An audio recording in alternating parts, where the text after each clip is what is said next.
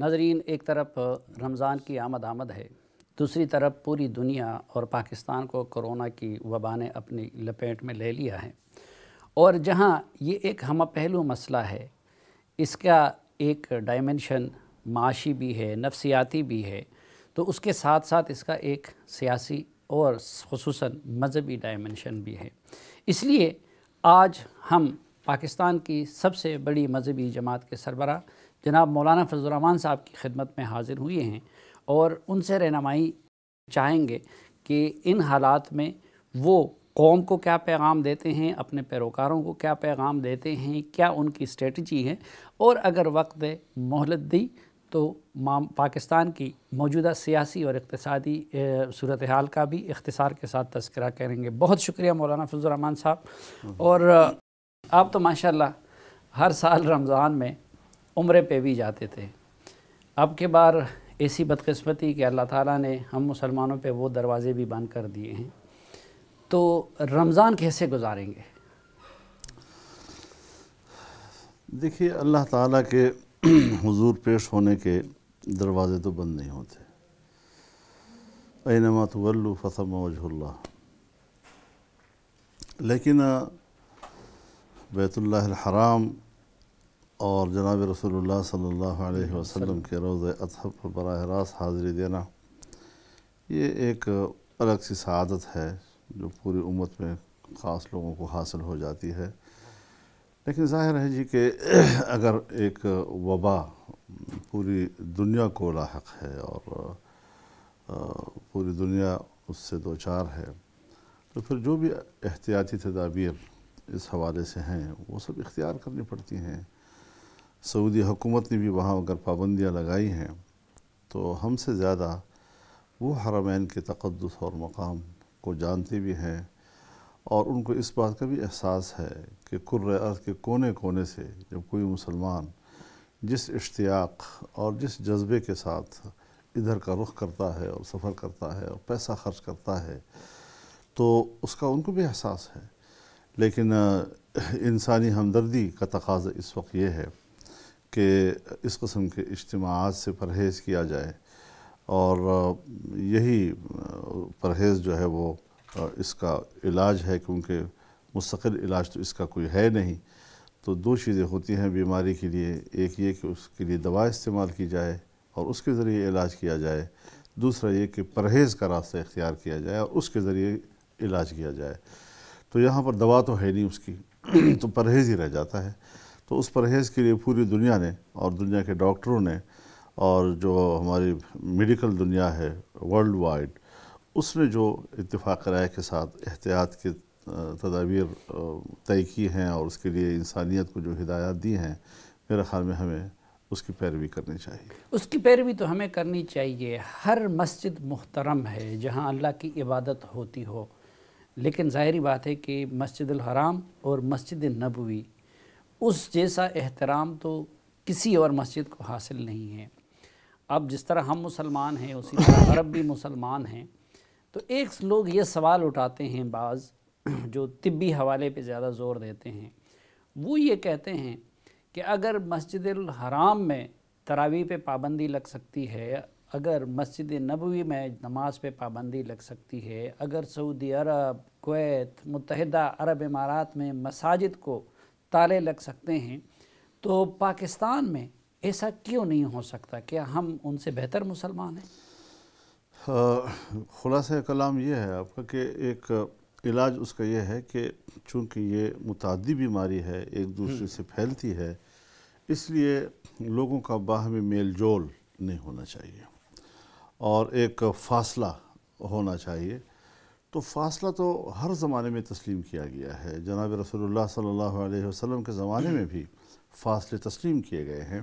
اور وہ بھی متعدی بیماری کی وجہ سے تسلیم کیے گئے ہیں۔ سو آج جس نوعیت کی بیماری ہے، جس نوعیت کی وبا ہے، اسی نوعیت کی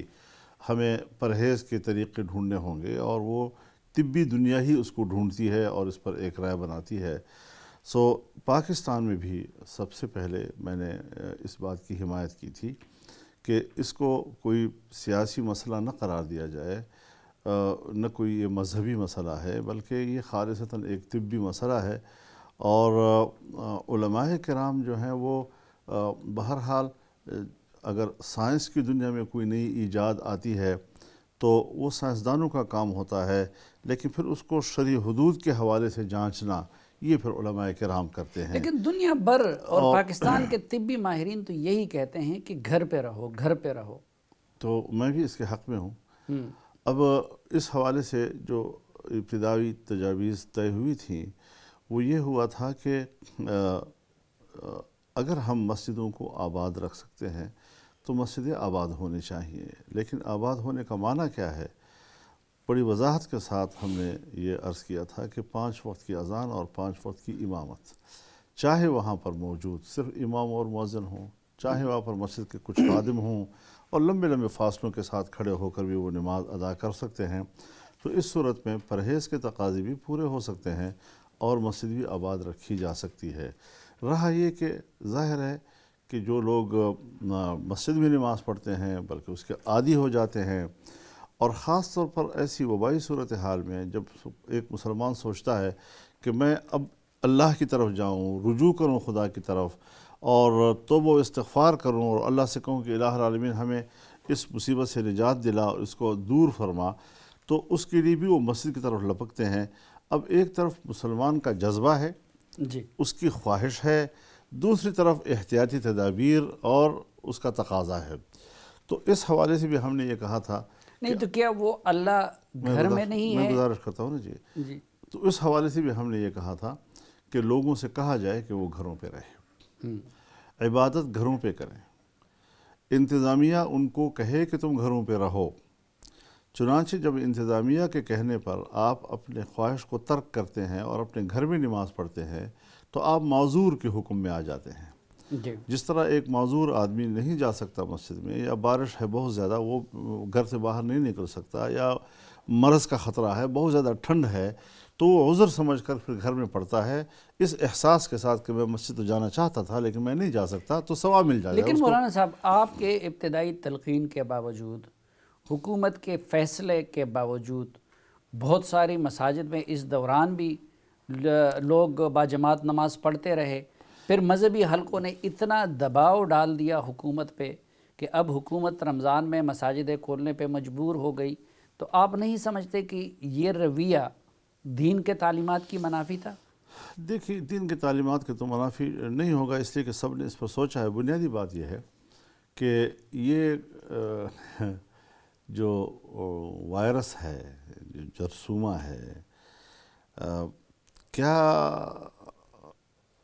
یہ صرف مسجد کو تاڑتا ہے کہ جہاں مسجد میں لوگ اکٹھے ہوں گے تو پھر میں وہیں جاؤں گا؟ دیکھیے، پبلک جو مقامات ہوتے ہیں، چاہے آپ کی سبزی منڈیاں ہیں، چاہے آپ کے بازار ہیں، چاہے آج کل جو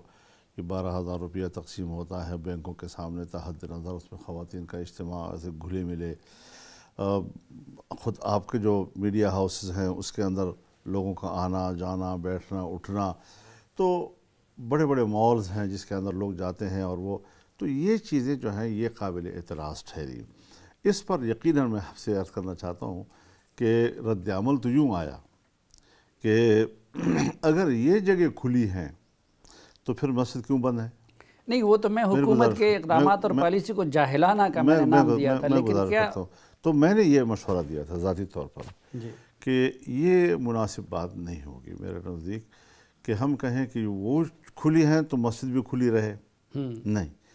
جب مسجد نے امپلیمنٹ کیا اپنے اوپر فیصلے کو اور ہم قبول کر رہے ہیں، تو دوسری جگہ جہاں پر حکومت کی نظر نہیں پڑ رہی ہے وہاں بھی نظر پڑے اس کی، اور وہاں پر بھی قدغنیں لگائیں تاکہ لوگوں کا جمگھٹا نہ ہو اور یہ جو بیماری ہے یہ کم از کم پھیلے، اور اگر پھیل بھی جاتی ہے تو پھر وہ اس کا علاج ہو سکے، میتیں نہ ہوں اس کی وجہ سے۔ اب جو حکومت نے علماء کی مشاورت سے جو فیصلہ کیا ہے، آپ اس کو مناسب موضوع سمجھتے ہیں؟ میرے خیال میں جب ایک مسئلے پر اتفاق رائے ہو جاتا ہے اور ایک اجماع ہو جاتا ہے تو اس اجماع کا پھر احترام کرنا چاہیے۔ میری ذاتی رائے پھر میری ذاتی رائے رہ جاتی ہے، اور اس کے بعد جو تمام لوگ ایک بات پر متفق ہو گئے ہیں تو میرے خیال میں پھر اس کا احترام ہونا چاہیے۔ نہیں، آپ کی رائے اس میں شامل تھی؟ میں نے تو علماء کرام سے عرض کیا تھا جب پہلے دفعہ کراچی میں تمام مکاتب فکر یا جیسے بیت المسالک ایک اجتماع ہوا تھا، تو اس وقت بھی میں نے ان کی خدمت میں کچھ تجاویز تو دے دی تھیں، لیکن وہ ایک فورم بن گیا اور اس نے جو فیصلے کیے تو میرے خیال میں ابتدا میں تو ہماری تجاویز اور پھر ان کی جو تجاویز تھی وہ سب مشترکہ تھی جی۔ ہندوستان کے علماء کی جو آراء آئیں مسجد کے حوالے سے وہ بھی تقریباً اس کے برابر تھی، یہاں تک کہ میں نیپال کے ایک عالم دین کی وہ سن رہا تھا، جمعیت علماء کے وہاں کے ذمہ دار تھے، انہوں نے بھی یہی کہا کہ ہمیں مساجد میں بہت چند لوگ جا کر نماز پڑھنا چاہیے، زیادہ وہاں رش نہیں لیکن مولانا صاحب آپ دیکھیں عرب حکومت ہے وہ آپ جانتے ہیں کہ وہاں پہ بادشاہی نظام ہے، ان کا قانون بہت سخت ہے، وہ ٹریفک کے قوانین پہ بھی عمل درآمد کروا دیتے ہیں، ان کی حکومت کے ایک اشارے پہ ہر بندہ عمل کرتا ہوا دکھائی دیتا ہے۔ پاکستان میں تو آپ کو پتہ ہے کہ جو نظام ہے، یعنی اگر سعودی حکومت چاہتی تو اس چیز کو اگر وہ حکم کریں کہ 6 فٹ کا فاصلہ رکھنا ہے، یہ کرنا ہے، تو پھر کوئی سعودی اس سے 5 فٹ کڑا نہیں ہو سکتا، کڑا نہیں ہو سکتا۔ لیکن ہمارے ہاں تو حکومتی حکم کے عدولی کو ایک کار ثواب سمجھا جاتا ہے۔ تو آپ سمجھتے ہیں کہ پاکستان جیسی غیر منظم سوسائٹی میں، دیہاتی سوسائٹی میں، یہ جو کچھ کہا گیا ہے 6 فٹ کا فاصلہ اور صف کا درمیان میں بھی ایک اس کو انشور کرایا جا سکے گا؟ صاف سیدھی رسک نہیں ہے؟ صاف سیدھی بات یہ ہے کہ وہ 5 آدمیوں کی جو بات ہوئی تھی اس پر بھی عمل نہیں ہو سکا، جمعے کے اجتماعات پر بھی کنٹرول حاصل نہیں کیا جا سکا، اور پھر اس پر جو زیادتی پہ زیادتی ہوئی ہے وہ یہ ہے کہ مسجد کے امام اور خطیب کے خلاف FIR بھی کاٹی گئی، اس کو گرفتار بھی کیا گیا، اس کو مسجد سیل کرنے کی دھمکی بھی دی گئی، حالانکہ یہ اس کے فرائض میں سے نہیں ہے، یہ سرے سے اس کی ڈیوٹی نہیں ہے۔ اس نے تو آپ کو سپورٹ کرنا ہے کہ جب انتظامیہ لوگوں سے کہے کہ مسجد میں مت آؤ، گھروں میں پڑھو، تو امام صاحب بھی لوگوں کو کہے کہ آپ کو ٹھیک کہا جا رہا ہے، جو آپ سے کہا جا رہا ہے آپ اس کو تسلیم کر لیں، اس میں آپ کو گھر پہ بھی نماز پڑھنے کا ثواب ملے گا۔ امام نے ایسا کیا، لیکن اس کے باوجود ہماری ایڈمنسٹریشن نے اپنی نااہلی چھپانے کے لیے پھر علماء کرام پر حملے کیے، ان کی مسجدوں پہ چڑھ دوڑے، جوتوں کے ساتھ مسجدوں میں اندر داخل ہوئے، اور تو اس طریقے سے جو غلط اس کو ٹریٹ کیا گیا، تو نااہلی تو ہے، اس میں تو کوئی شک نہیں کہ حکومت یہاں پر ناکام ہے۔ علماء کی سب سے بڑی جماعت کے سربراہ بھی ہیں، زیادہ تر ائمہ مساجد بھی پاکستان کے وہ آپ کی جماعت سے متعلق ہیں، آپ کو فالو کرتے ہیں۔ آپ جمعیت علماء اسلام کے امیر کی حیثیت سے اب کیا کہتے ہیں کہ یہ جو فیصلہ ہوا ہے اس پہ عمل درآمد، یعنی حکومت تو غلطیاں کرتی ہیں، انتظامیہ غلطیاں کرتی ہیں، ان کو تو ہم ایک طرف رکھتے ہیں، ائمہ مساجد کا اور مقتدیوں کا ان کی یہ دینی ذمہ داری بھی بنتی ہے یا نہیں بنتی کہ وہ ان حدود و قیود کا خیال رکھیں؟ میرے خیال میں حدود و قیود کا خیال رکھنا بھی چاہیے، اور بڑی وثوق کے ساتھ اس بات کا خیال رکھنا چاہیے، اور میں آپ کے سامنے موجود ہوں، میں اس کا پورا احتیاط کروں گا، میں گھر میں نماز پڑھوں گا، تراویح بھی گھر میں پڑھوں گا، کوشش کروں گا کہ میں مسجد کی طرف جا کر وہاں کسی اجتماع کا ذریعہ اور سبب نہ بنوں۔ آپ یعنی اس مرتبہ تراویح گھر پہ پڑھیں گے، انشاءاللہ، اور یہی 6 فٹ کا فاصلہ یہی ہوگا برقرار، انشاءاللہ۔ گھر کے افراد ہی ہوں گے، گھر کے افراد ہی ہوں کوئی گے، زیادہ نہیں ہوں گے اس میں، جو ہمارے گھر کے اپنے اندر بھائی ہیں، بیٹے بھتیجے، یہی لوگ ہوں گے، آپس میں زیادہ تو نہیں ہوں گے۔ لیکن ہمارے کچھ لوگ اس کو جو ہے نا توکل علی اللہ، اور وہ کہتے ہیں کہ نہیں جی اس دوران تو اللہ پہ توکل کرنا چاہیے، تو میں اس لیے وہ رائے آپ کی جاننا چاہ رہا تھا کہ یہ جو حکومتی فیصلہ ہے اس کا احترام،